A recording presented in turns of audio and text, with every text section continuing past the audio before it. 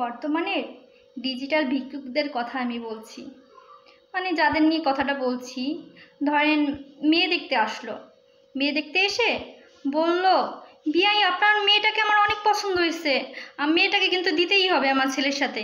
আমি আমার ছেলেটাকেও যত্ন করে মানুষ করছি, আর আপনার মেয়েটাকেও অনেক যত্ন করে রাখবো। কিছুই লাগবে না, শুধু আপনার মেয়েটাকে আমি আমার ঘরের বউ করে নিতে চাই।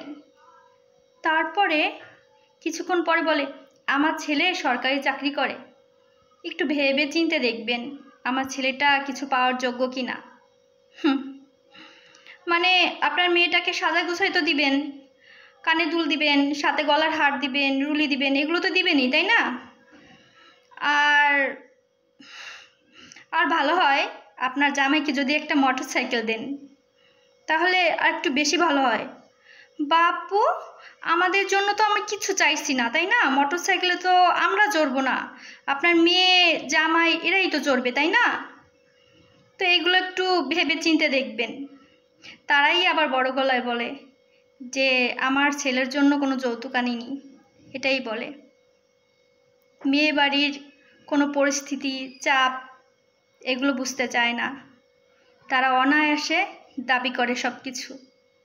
আবার বলে আমরা যৌতুক আনিনি।